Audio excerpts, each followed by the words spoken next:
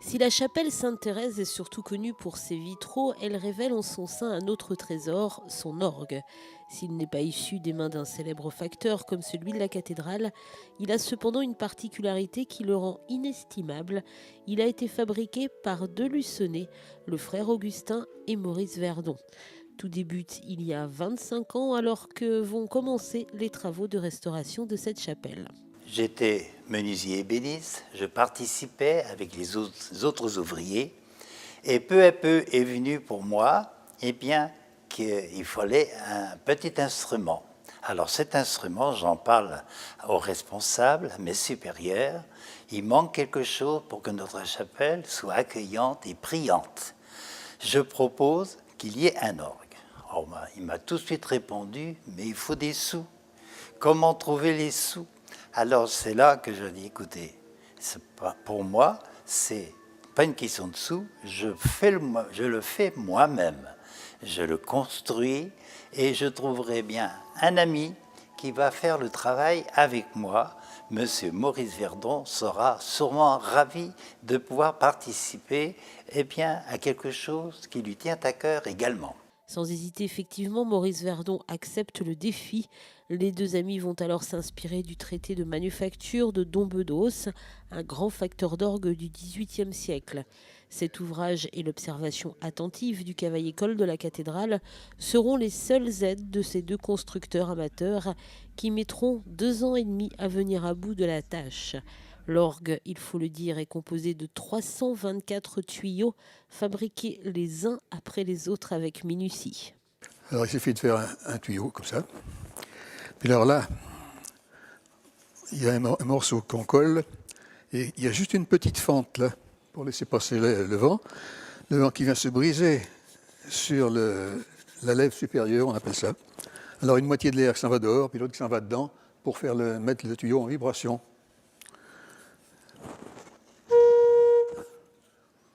Et quand c'est bien fait, ça parle bien, oui.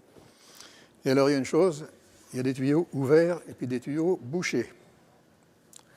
Alors les tuyaux bouchés ont la particularité de sonner une octave en dessous du tuyau ouvert, s'ils sont de la même longueur.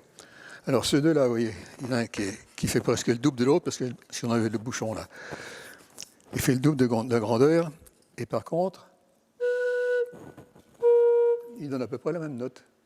Il y en a un qui fait le double de l'autre. Alors c'est l'avantage dans les petits instruments, parce qu'on met des tuyaux bouchés, et on obtient des notes graves facilement, sans avoir de dimensions extraordinaires. Donc à chaque fois que vous avez fait un tuyau, il faut souffler dedans pour savoir s'il est réussi. Bien sûr, oui. Parce qu'il y a des fois, il faut le reprendre. Si la distance, là, ce qu'on appelle la lumière, cette fente-là, est trop petite ou trop grande, le tuyau souffle ou il ne parle pas du tout, ça dépend, ou il parle mal. Et sans oublier bien sûr les tuyaux en métal. Alors j'ai fait ça avec des tuyaux que Dominique Auberture m'a donné, des vieux tuyaux qui ne lui servaient pas à lui. Alors j'ai déroulé toute la partie éteinte et puis j'ai taillé ça là-dedans. Alors c'est beaucoup plus difficile parce que c'est la même chose, mais tout est soudé. Alors il ne faut pas se tromper, bien sûr, s'il y a 1 millimètre de trop. Alors ils sont là-dedans, j'ai fait une douzaine, histoire de presque de m'amuser, parce que j'aime beaucoup ça. Si le buffet de l'orgue dévoile donc de nombreux tuyaux, de l'autre côté, on découvre également, en ouvrant les panneaux de chaîne, une des pièces maîtresses de l'instrument, l'une des plus difficiles à construire, le sommier. C'est la partie qui se trouve en dessous des tuyaux, car c'est la partie la plus délicate, car il faut faire 56 cases, bien hermétiques, et là où l'air passe sans que ça passe de chaque côté. Et ça c'était très important. Alors, bien sûr, les soupapes qui sont là en dessous, équipées évidemment d'une peau de mouton jeune, qui fait que ça étanche tout de suite quand l'organisme n'appuie pas sur la touche. Alors, il est évident que quand on appuie sur la touche, il y a une vergette, et cette vergette appuie sur la soupape. Et c'est comme ça qu'on a le son si le jeu est ouvert.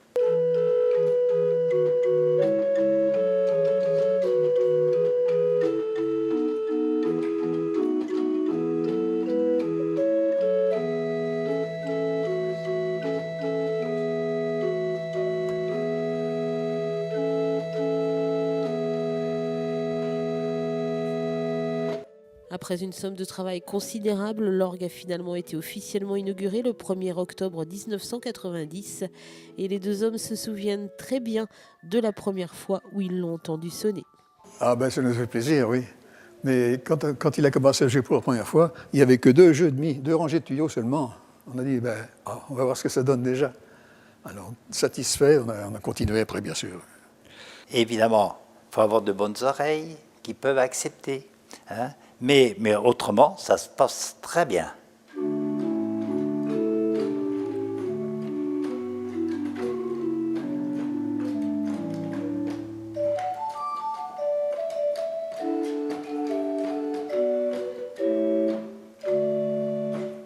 Grâce au travail acharné de ces deux passionnés, la charmante chapelle Sainte-Thérèse a donc désormais son orgue, dont le son résonne à merveille sous les voûtes magnifiquement décorées.